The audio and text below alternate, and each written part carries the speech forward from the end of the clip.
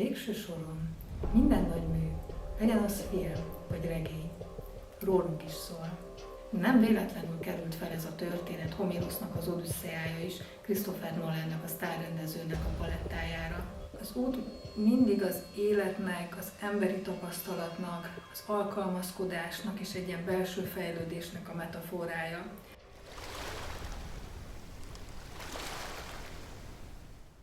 Sziasztok! Én Nagy Önnyi vagyok, pszichológus, sportpszichológus és lelkes kultúrarajongó. Legyen az szó vizuális kultúráról, mint a filmek, vagy irodalom, vagy a képzőművészet bármilyen más formája. Én valahol minden mögött az embert keresem. Én az embert akarom megérteni, a nagybetűs embert, amilyen én saját magam vagyok, és amilyen mindenki más. És ezt a videósorozatot most azzal a céllal indítom el, hogy a nagy klasszikus alkotásokra nézzünk rá egy kicsit más szemmel, hogy a történetek mögött keressük meg, fedezzük fel a pszichológiai mozgatórugókat. És csodálkozzunk rá, hogy végső soron minden nagy mű, legyen az film vagy regény, rólunk is szól. És ennek a videónak a témája itt a közelgő filmbemutató kapcsán Odüsszeusz. De miért is érdekel minket ma majdnem 3000 év múlva egy ilyen régi történet, egy férfiről, aki 10 évig bolyong, szörnyekkel találkozik, istenekkel alkudozik, nőknél időzik, elveszíti a társait, még az alvilágot is megjárja, de aztán végül hazatér. Talán azért, mert az Odüsszea nem csak egy régi kalandmese, hanem egy nagyon is mai kérdés, hogy hogyan tud az ember egy hosszú bolyongás után valóban megérkezni. Nem csak egy fizikai helyre, nem csak egy földrajzi helyre, hanem önmagához.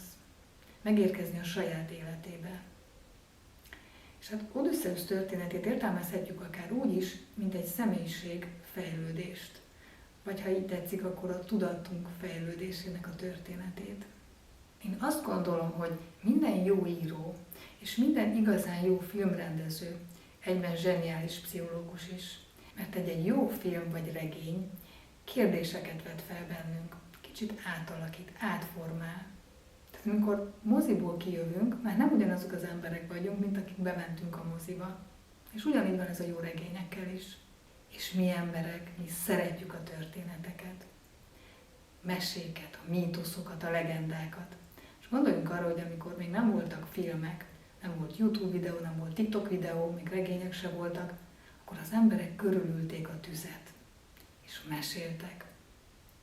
És ezeknek a régi meséknek, mítoszoknak kollektív alkotói voltak. Az emberek maguk voltak a kollektív alkotói. Aztán utána kiemelkedett egy zseniális író, vagy költő, mint Homérosz, de első körben ezt közösen alkották meg az emberek. És pont ezért az élettapasztalatukat, a lelki tapasztalataikat beleírták ezekbe a történetekbe. Egy kicsit sűrítve, néha szélsőségesen, kicsit eltúlozva, de pont ezért így az arcunkba tolja a tapasztalatokat. Nem mindig tudatosan fogjuk fel, mert ezek a mesék, ezek nagyon sokszor mesék, mitológiák, nagyon sokszor szimbólumokkal dolgoznak. És ez így megkerüli a mi racionális gondolkodásunkat, a logikai gondolkodásunkat, kikerüli a cenzúrát, és így mondhatni a hátsó kapun lép be a tudatunkba, vagy a lelkünkbe, ha így tetszik. Nem véletlenül került fel ez a történet Homérosznak az Odüsszeája is, Christopher Nolannak, a sztárrendezőnek a palettájára. És valószínűleg nagyon látványosan fogja elénk tárni ezt a történetet. Július 16-án kerül a mozikba, és Nolant ismerve valószínűleg egy nagyon látványos fantasy alkotás lesz. De én azt gondolom, hogy azért úgy a lélek mély és sötét bugyraiba is megmerítkezünk így a filmben. Épp ezért ennek a videónak az a célja, első körben, hogy röviden ismertessem a cselekményt, így a film megnézése előtt. Minden epizódra nem fogok kitérni, de a klasszikus nagy epizódokra. De másodszorban is főként arra szeretnék vállalkozni, hogy az epizódok mögötti mélyebb pszichológiai jelenségeket egy kicsit fejtsük ki. Úgy tervezem, hogy készítek egy előtte és egy utána videót. Ebben a mai videóban megmaradnék Homérosznak az eposzánál, az Odüsszeánál, és a film után, miután én is megnéztem, reflektálok arra, hogy a film milyen csavarokat hoz be, mit tesz hozzá, vagy mit vesz el a történetből, és mit ad nekünk nézőknek.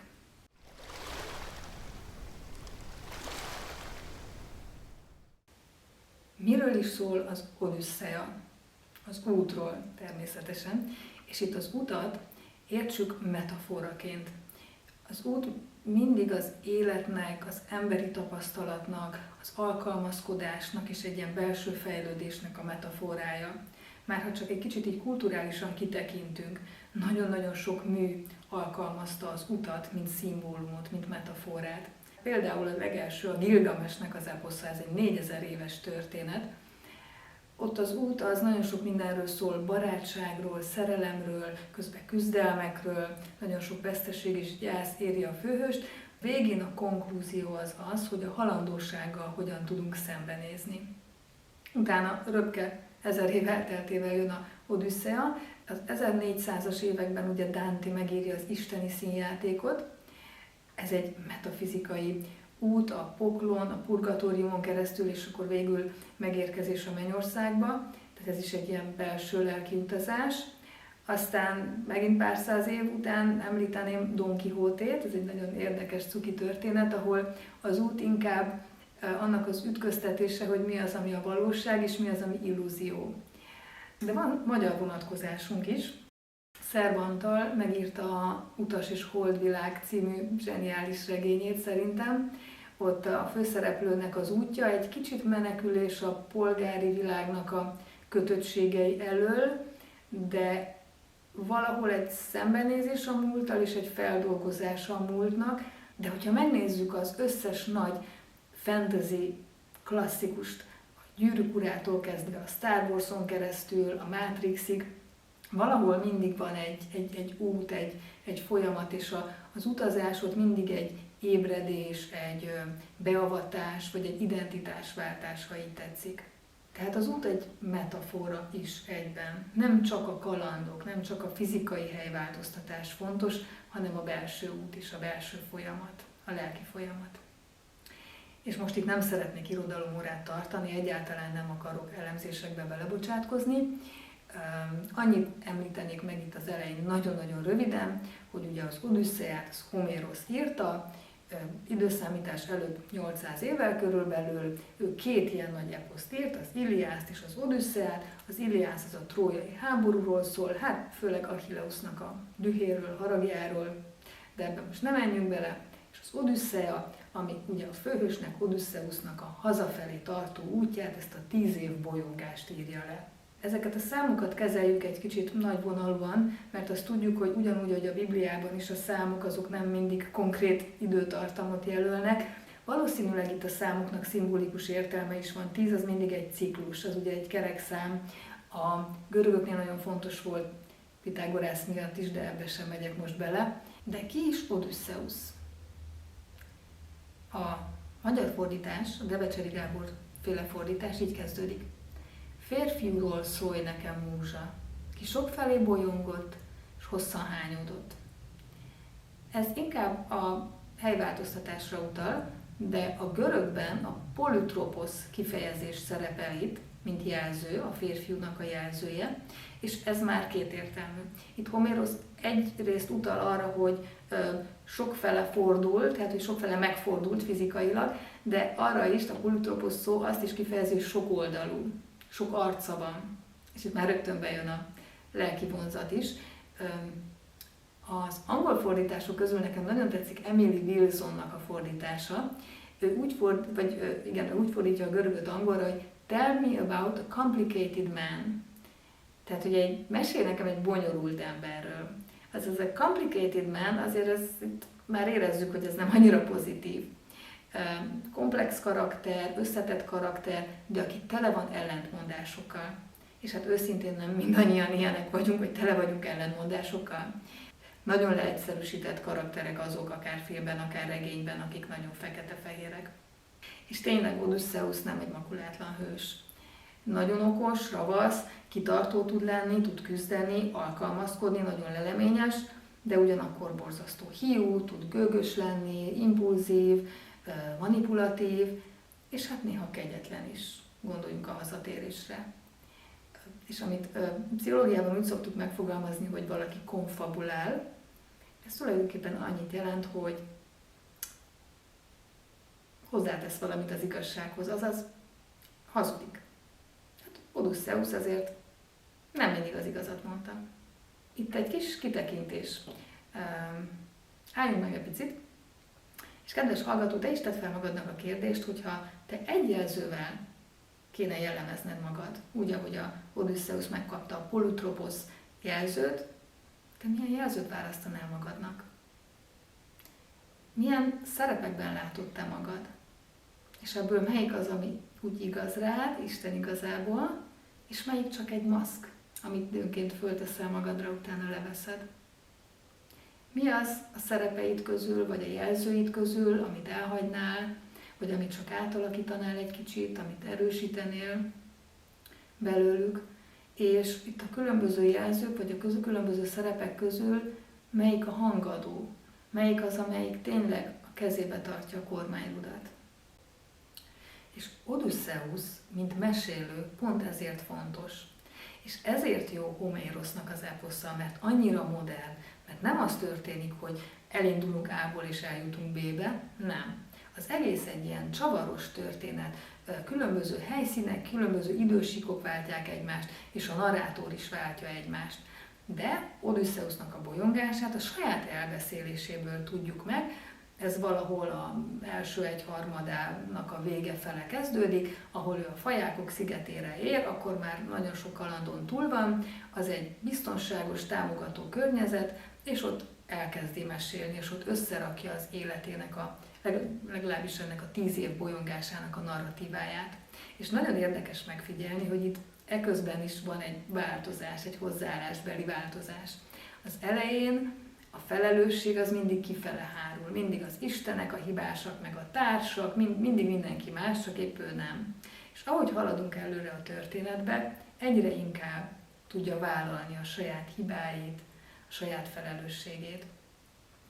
És hát közben, ahogy mesél, nyilván ez egy gyógyító folyamat is, nem ugyanúgy látja önmagát, elkezdi felismerni a kritikus pontokat, van egyfajta belátás, van egyfajta gyászmunka is itt a történetmesélés közben. És hát az az Odüsszeusz, aki majd hazaér Ithakába ez a gyógyító mesélés után, ő ugye már egy más személy lesz, ott már sokkal óvatosabb, sokkal türelmesebb, a hiúságából, gőgéből, arroganciából már masszívan lefarag. Ezért fontos a mesélés. A saját életünknek az újramesélése az mindig egy gyógyító folyamat.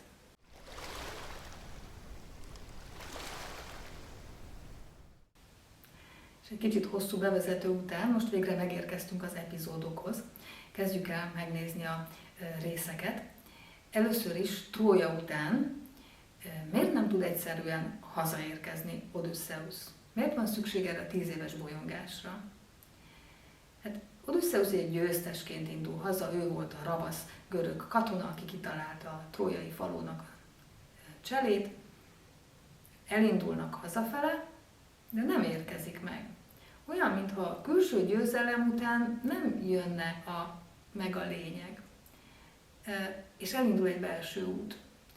Ha így a saját életünkre akarjuk vonatkoztatni, olyan ez, mint amikor már úgy valaki úgy kívülről úgy megérkezik, vagy megérkezettnek látszik, de belül még valahogy nem tudta feldolgozni azt, ami történt vele. Nem tudunk belelépni az élettörténetünkbe úgy teljesen. Erre egy jó példa, amikor megpályázunk egy nagyon komoly álláslehetőséget, és megnyerjük. Vagy a szakmai életünkben kapunk egyszer egy nagyon nagy előreléptetést. És persze nagyon örülünk neki, de folyamatosan ott van az a kérdés, hogy megérdemlem én ezt? Képes vagyok én erre? Fel tudok nőni a feladathoz? De akár ellenkezőleg is egy ilyen gőg, egy arrogancia, túlzott önbizalom, hátradőlés, és utána jön a fekete leves, majd belemerevedünk abba a szerepbe, és hát nem lesz jó vége. Láthatunk hasonlót a sportéletben is, amikor a sportkarrierben valaki hirtelen szintet lép, megnyer egy bajnoki címet, vagy egy nagy nemzetközi érmet, vagy akár olimpiai érmet. És hát utána megváltoznak az elvárások irányába. Fel kell nőni ehhez a feladathoz, ehhez a szerephez. És ez nagyon nagy nyomás tud lenni. Hogy megmaradjál stabilan azon a szinten. Egyszer elérted, és utána szeretnél ott maradni. És ennek van egy belső nyomása. De említhetném az dalos szerzőket, vagy egy slágeres énekeseket, együtteseket, vagy az egyregényes írókat. Ez egy nagy feladat, hogy miután letettél valamit az asztalra, tovább tud folytatni, stabilan megtartani. Azt stabilan használni az adottságaidat, felnőni ahhoz a feladathoz.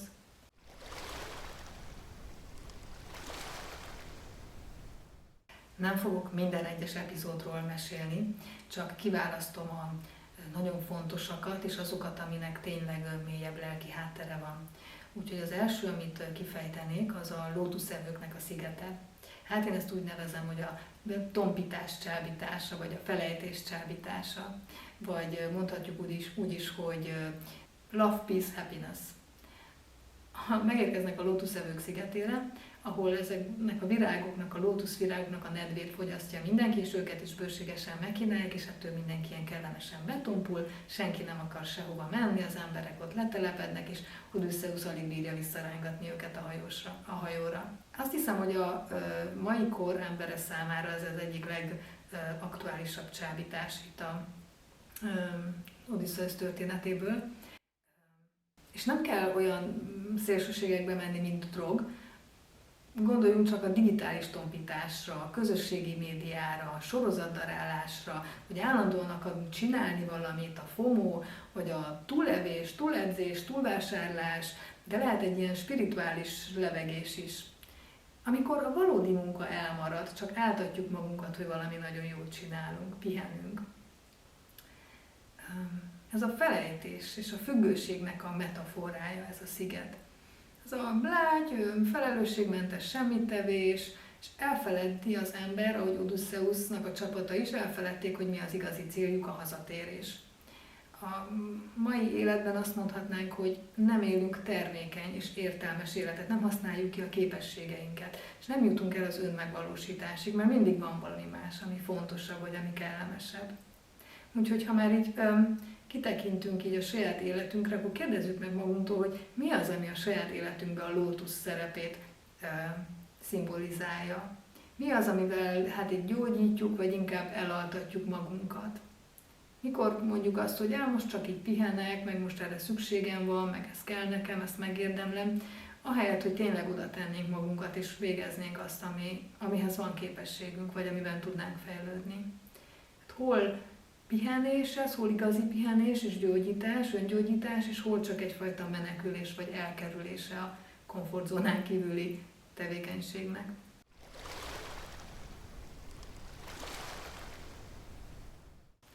A Küklopszok szigete az egy érdekes történet.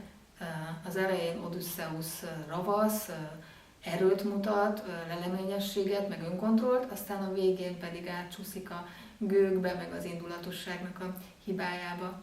Ugye úgy mutatkozik be, hogy ő senki, vagyis utisz görögül, és ebben megmenti magukat, mert amikor a Küklopsz a többi társát hívja, a többi Küklopszot, akkor azt mondja, senki támadott meg, nagyon okos trükk volt, de aztán a végén nem bírja ki Odüsszeusz, és csak oda kiabálja, hogy én voltam az Odüsszeusz, aki legyőztelek.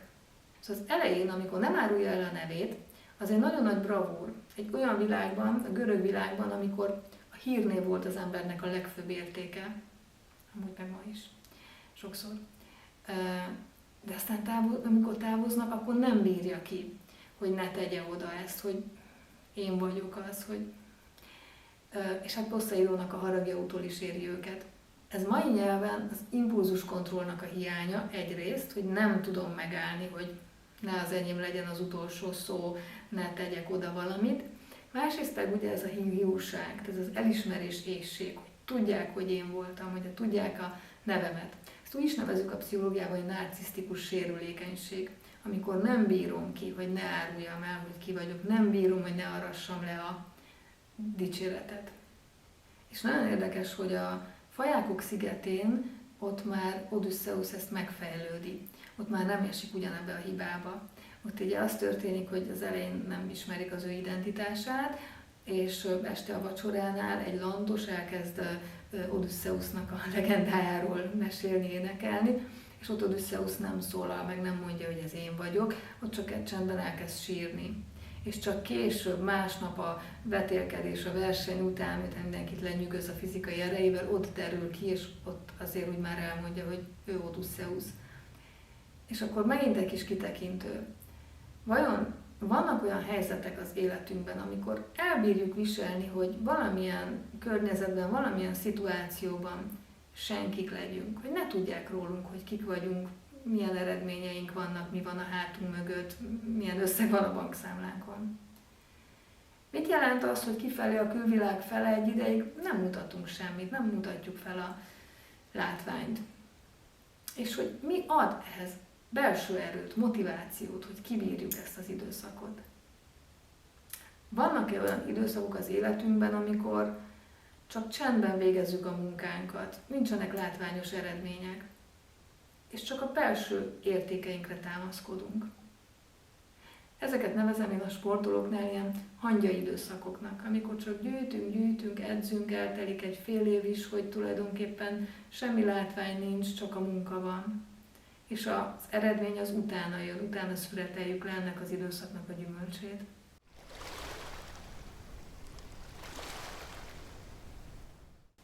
Következő sziget Kirké szigete. Kirké egy varázslónő. És először, amikor megérkeznek, akkor Odüsszeusznak, a csapatának a felét Kirkét disznóvá változtatja. Hát ezt nem kell túl magyarázni. Finoman úgy is értelmezhetjük, hogy amikor az ember elveszíti a tudatosságát, és elkezdik az ösztönei irányítani. Ehhez a jelenethez azt a pszichológiai jelenséget tudjuk kapcsolni, amit regressziónak nevezünk. Ez azt jelenti, hogy visszalépünk egy korábbi fejlődési stádiumba. Tehát, hogy már fejlődtünk szinteket, de valami miatt visszalépünk. Elkezdünk impulzívan viselkedni, vagy a vágyaink, az ösztöneink vezérelnek, ezt gondolhatunk akár ilyen testi, szenzuális vágyakra is. De lehet például az, amikor egy veszekedésben ilyen állati szintre csúszunk vissza, mert megbántottunk, mert fáj nekünk, és fájdalmunkba visszakerülünk egy gyerek szintre. És gondoljunk arra, hogy amikor tehetetlen gyerekek voltunk, akkor ugye még nem voltak szavaink, nem tudtunk intelligensen kifejezni a frusztrációnkat, a félelmünket, a szorongásunkat, vagy egyszerűen csak a megbántottságunkat. És minden, amit tudtunk tenni, az az, hogy torkunk szakadtából ordítottunk. Most amikor egy veszekedésben a két fél, vagy akár csak az egyik fél elkezd ordítani, akkor ott egy ilyen regresszió történik. Visszalépünk egy pár fejlődési szintet. És hát itt szimbolikusan Kirkének a férfiak disznóvá változtatása utalhat akár valóban erre a testi, gyönyörökre vágyó regresszióra, vagy egyszerűen csak elmerülésre ebbe az állapotba a tudatosság kontrollja nélkül, de akár egy ilyenfajta regresszióra is, amikor csak visszalépek, mert fáj nekem, mert nem vagyok, úgy érzem, hogy nem vagyok képes megküzdeni a helyzetnek a kihívásaival, és egyszerűen csak elengedem magam, és úgy viselkedek, mint gyerekkoromban. De ez a sziget nagyon érdekes, és Kirkének a figurája is nagyon érdekes, mert túlmegy itt az egysíkú tanulságokon. Kirké nem csak a gonosz boszorkány, hanem ő egy segítő figura, egy női segítő figura, egy beavató személy. Ő küldi le Odüsszeuszt az alvilágba, és később, amikor visszatér onnan, akkor ő készíti fel Szküllára, Karübdiszre, vagy a szirénekre.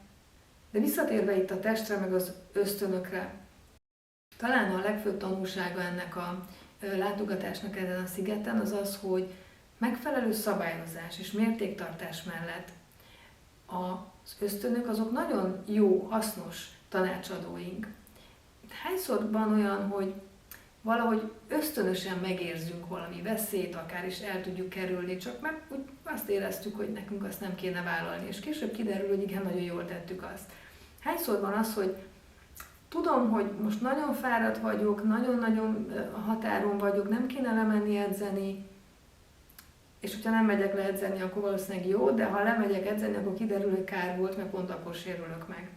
Tehát, hogy valahol, ha a testünkre hallgatunk, akkor a test nagyon-nagyon okos tanácsokat is tud adni. De ugyanakkor a test az, aki nagyon könnyen elcsábul, és nagyon könnyen bele tud vinni olyan helyzetekbe, ami nem feltétlenül szolgálja a hosszú távú céljainkat. Szóval nem az ösztönökkel van önmagában baj, hanem avval, hogy elveszítjük a mértéktartásunkat az ösztöneinkkel szemben.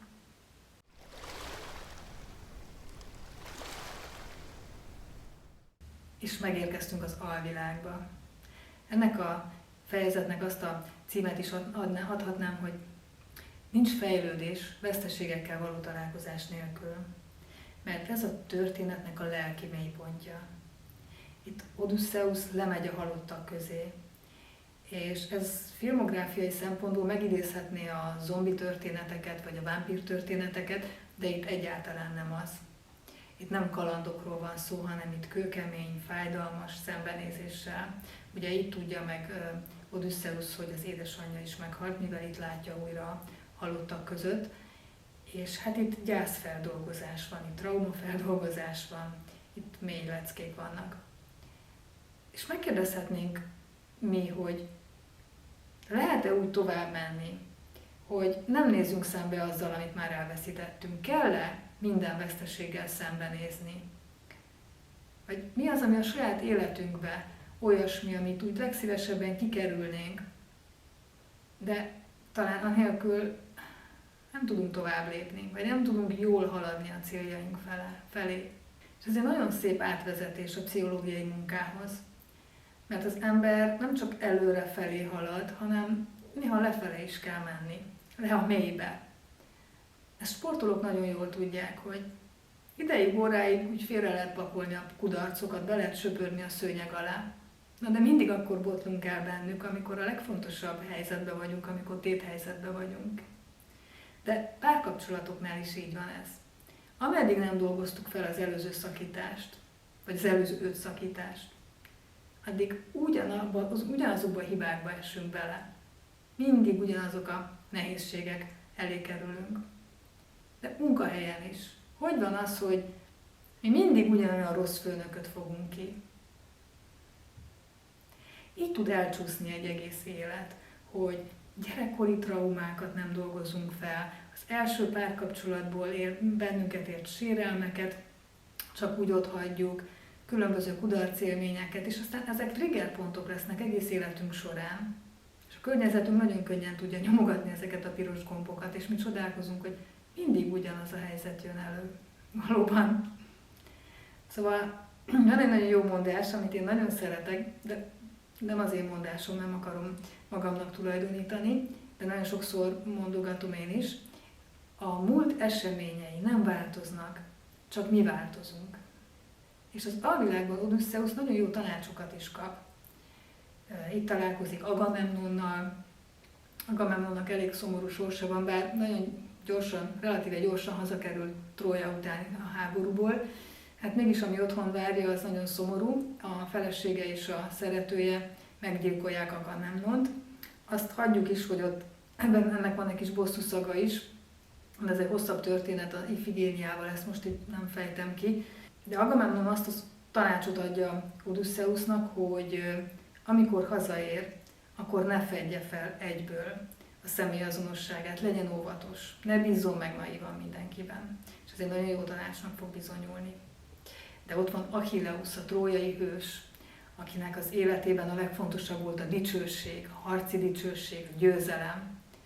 És hát itt áll a halottak között, és ugye ez egy nagyon híres pár sor a Homérosznak az Odüsszeiában, nem tudom kívülről idézni, de valami ilyesmi, hogy jobb szerényen élni, de élni, mint sem a halottak közt király lenni. De van a thébai vakjósnak, Terésiásznak is több jó tanácsa is Odüsszeuszhoz. Ezek nagyjából arra futnak ki, hogy nem lehet az életet megúszni, hanem csak küzdelem által, csak szenvedéseken és küzdelmeken keresztül lehet végigjárni az utat. Nincsenek rövidítők, nincsen könnyebb út. A nehézségek nem fognak megszűnni, És ez így nekünk is üzenet, nem csak Odysseusnak. Ahogy Madách is mondta az ember tragédiájában, ember küzd és bízva bízzál. Hát pszichológiai szempontból ezek ilyen fogalmakat takarnak, hogy kitartás, fegyelem, elfogadás, reziliencia, súlyos kifejezések, kemény és súlyos kifejezések. Ahelyett, hogy azt kérdeznénk magunktól, hogy tudom elkerülni, inkább azt kérdezzük meg magunktól, hogy tudom ezt kibírni, hogy tudom ezt megoldani. És hát persze semmire nincs garancia, nincs biztos út, nincs egyenes út. De ez az élet kihívása, és ez az út, meg az utazásnak a kihívása, megtanulni a bizonytalanságba is előre haladni, vagy megtalálni a saját biztonságérzetünket a bizonytalan változó körülmények között.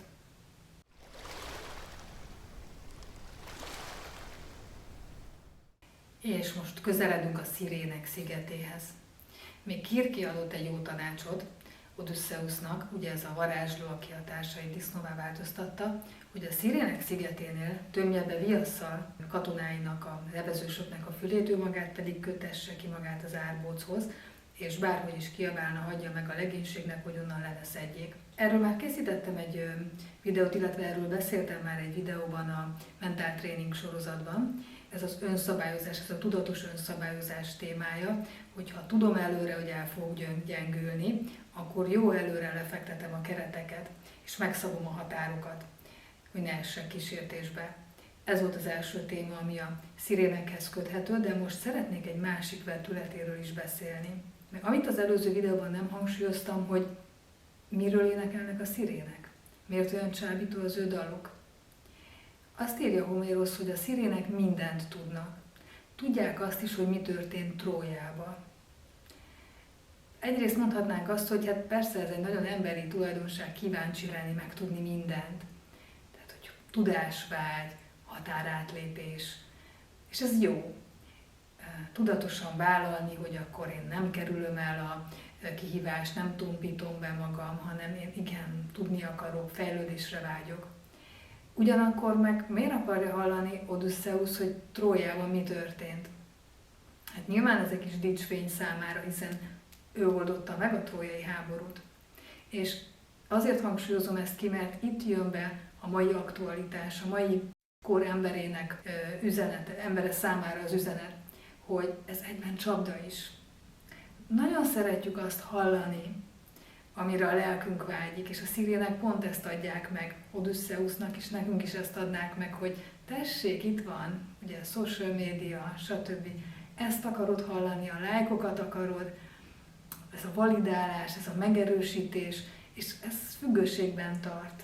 Bennünket is, a mai kor emberét is. És ugye Homérosznál is az történik, hogy azok a szerencsétlenek, akik meghallották a szirének hangját, nem pusztultak el, hanem egyszerűen csak ott maradtak, és nem tudtak tovább menni. Nagyon bele tudunk ragadni mi is egy helyzetben, ahol folyamatosan a megerősítést keressük. A fejlődés nem a megerősítéseken keresztül vezet, hanem a szembesüléssel, az igazság. Tehát az igazsággal való szembesülés tud segíteni a fejlődésben, akármennyire nem is tetszik nekünk az.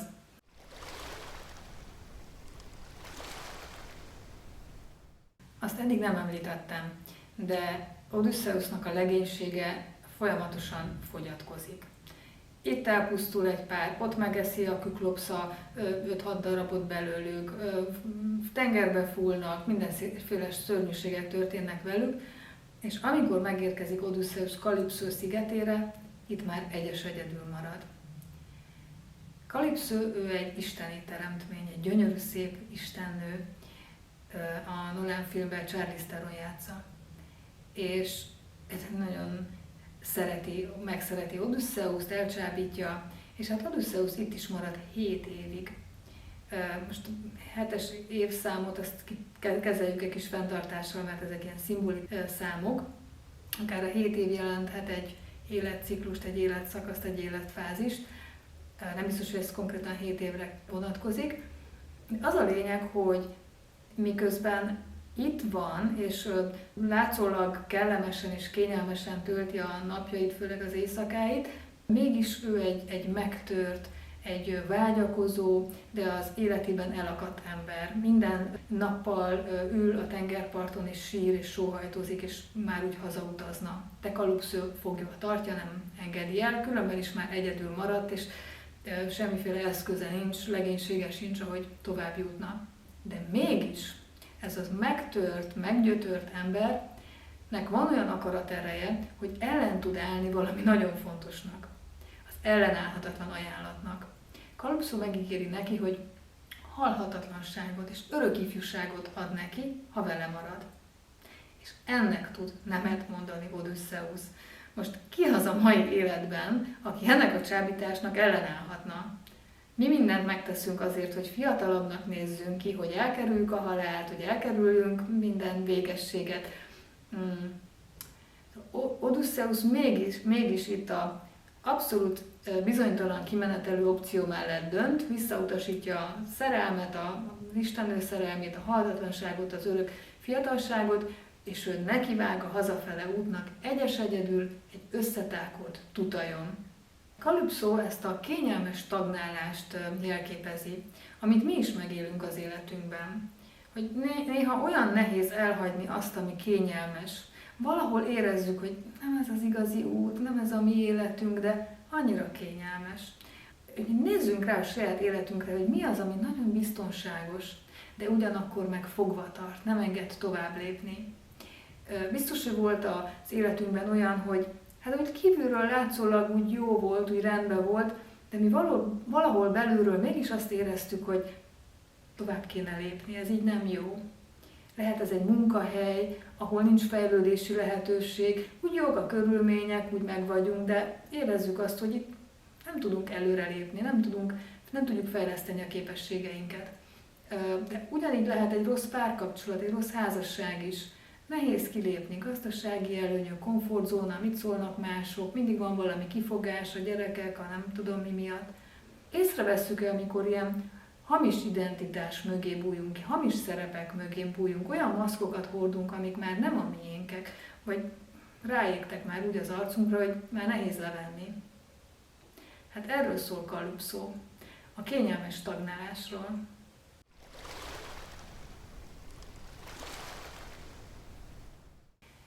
És most már egyedül egy tutajon elindul, és még van egy utolsó állomás, mielőtt hazaérkezne, megérkezik a Fajákok szigetére, hajótöröttként tulajdonképpen.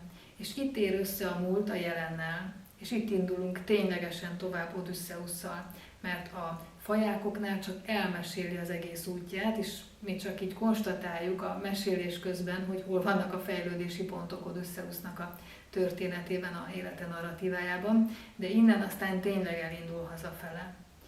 És a hazatérés sem lesz romantikus. Először is ugye álruhában tér vissza le, tagadja az identitását. Mert fel kell mérnie, hogy mi történt otthon, kik azok, akik hűségesek, kik azok, akik elárulták. Ugye az otthon az már nem ugyanaz, 20 év telt el azóta. De mi is megkérdezhetjük magunktól, hogy milyen hazatérni egy belső út után, nem feltétlenül fizikailag, hanem lehet, hogy átestünk egy önismereti folyamaton, vagy valamit megéltünk, és utána hogy tudjuk ugyanazt az életet folytatni.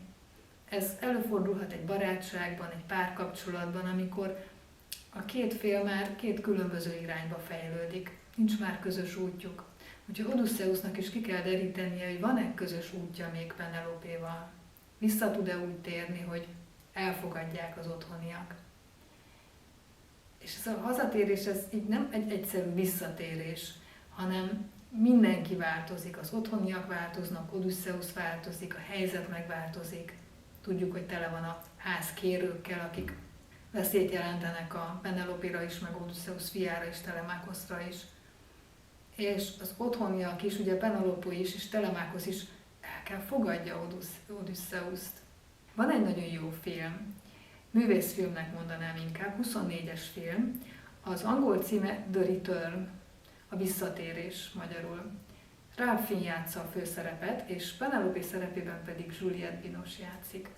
Nagyon-nagyon szépen formálják meg a két karaktert, és ez a film, ez tulajdonképpen a hazatérésről szól.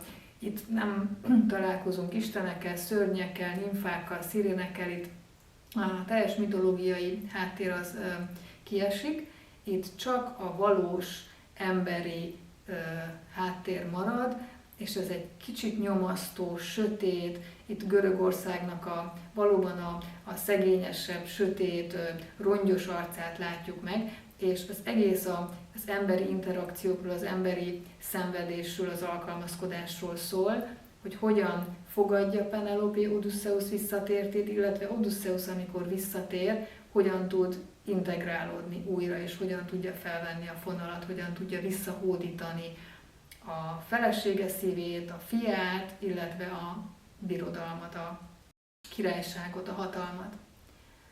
És a hazatérésnek van egy másik, egy morális olvasata is, hogy mi történik azzal az emberrel, aki ilyen hosszú szenvedés után végre hatalmat ragad a kezébe. Ugye Odysseus visszatér, és akkor bebizonyítja, hogy ő a király, legyőz mindenkit, és megszerzi a hatalmat. És akkor mi van? Hol válik el az igazságtétel a bosszútól? Mikor lesz a rendteremtésből pusztítás? Hol vannak az etikai határok? És hát ez már mondhatni társadalmi és politikai kitekintés is, mert mi történik egy forradalom után?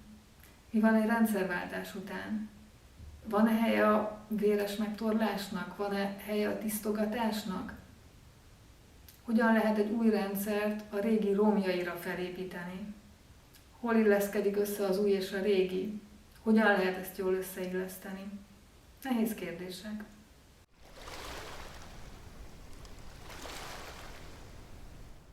És szeretnék röviden a nőkről is beszélni.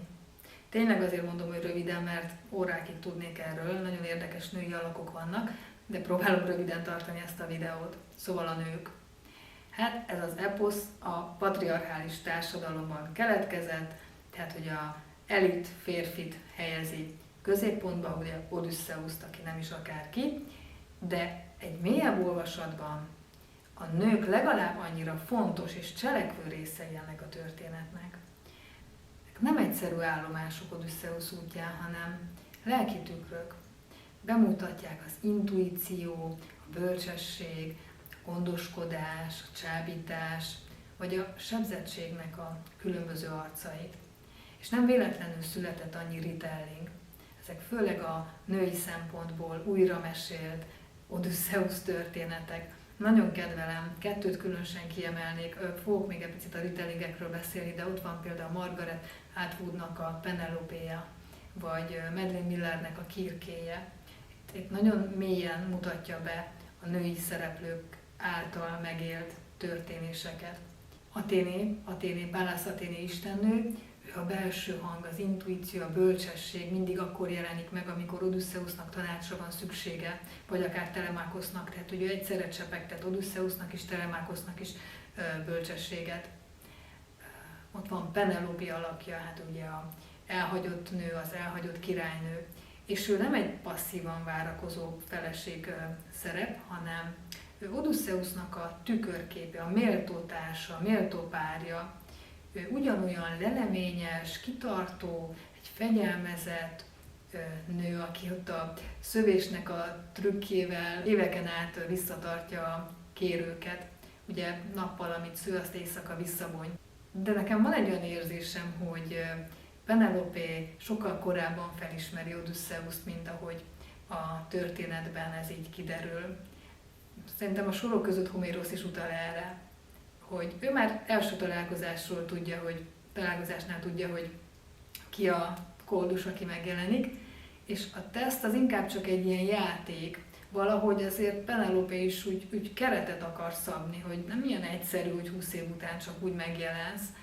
Hát, hogy ez a visszatalálás egymáshoz, ennek van egy szép átmenete, mondhatni egy ilyen felvezetés, ahol kicsit kóstolgatják, tesztelik egymást, ne legyen már olyan könnyű Odysseusnak csak úgy beállítani, és itt vagyok. Tehát, hogy dolgozzon meg a nőnek a bizalmáért.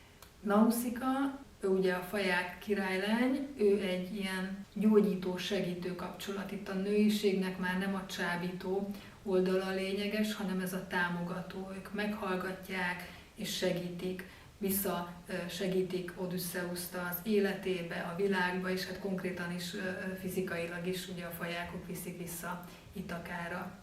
De van egy másik nagyon érdekes szereplő is, ő inkább a sötét ellenpont. A nevével mindig nehézségem van, Klütemnésztra, ha jól mondom. Ő Agamemnonnak a felesége. Hát ő egy hűtlen nő, és ugyanakkor egy bosszúálló nő is. Tehát, hogy egyszerre a megsebzett, a traumatizált anya, akinek ugye Agamemnon feláldozza a lányát, ugye Ifigéniát, csak azért, hogy jó szelet kapjanak Trójába. Ez egy nagyon sebzett, traumatizált női kép, akit hát így nehéz megérteni. Vissza az istennőkhöz, ugye ott van Kirké és Kalypszó, az a két csábító istennő, akik fogva tartják mind a ketten Odüsszeuszt. Érdekes karakterek ők is, mert egyik sem illeszthető be csak a csábítónő szerepébe. Ugye Kirké egy segítő is, utána ő lesz a beavató, ő lesz, aki jó tanácsokkal látja el Odüsszeuszt. Más oldalról Kalypszó pedig nem csak a csábító, hanem ez a bekebelező, ez a függésben tartó nő is, tehát mind a kettő ellentmondásos, de úgy összességében, ha megnézzük a női karaktereket, senki sem tiszta fekete vagy tiszta fehér alak, Nauszika elég tiszta és ártatlan, de azon kívül minden női karakter komplex és több oldalú, sokoldalú, ugyanúgy, ahogy ugye Odüsszeusz is sokoldalú. Polütróposz, ugyanúgy a nők is nagyon komplex karakterek.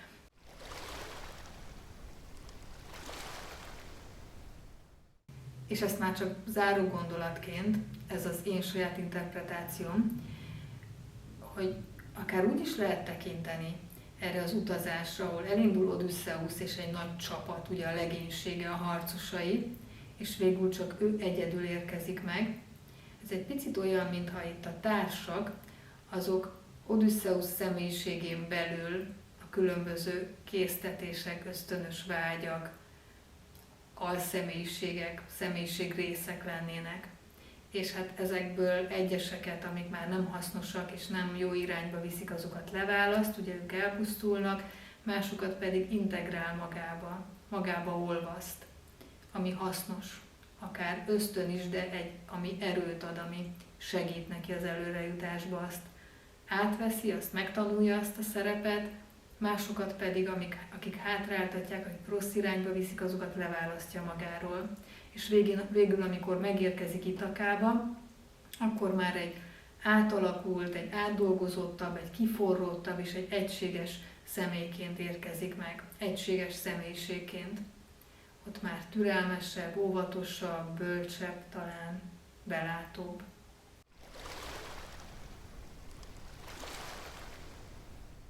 Tényleg abszolút zárószóként, mert szerintem elég hosszúra sikerült ez a videó. Megkérdezném tőletek, hogy ti mit vártok Nolannak a filmjétől? Egy kalandfilmet, egy izgalmas történetet, egy szuperprodukciót, látványelemeket, képi, hangi, eredeti megoldásokat, vagy inkább egy személyesebb, egy belső utat, csavarokkal, bonyolult történetekkel, amit utána napokig beszélünk róla, hogy mit, hogyan értelmezzük, hogy is volt. Emlékszem, hogy a Tenetet 3-szor néztem meg addig, ameddig valahogy összeállt a történet. A következő részben, az Odüsszea 2 videómban már erre fogok reflektálni, hogy Nolan hogy dolgozza fel ezt az érdekes történetet. És most már abszolút utolsó mondatként csak annyit említenék meg, hogy az Odüsszeának a zeneszerzője is az a Ludwig Göransson, aki a Tenetnek is, meg az Oppenheimernek a zenéjét is szerezte, és annyit tudunk, legalábbis én annyit tudtam meg így előzetesen, hogy részgongokat is fog használni, de ugyanakkor szintetizátorokat is, szóval itt a múlt és a jelen nagyon szépen össze fog fonódni.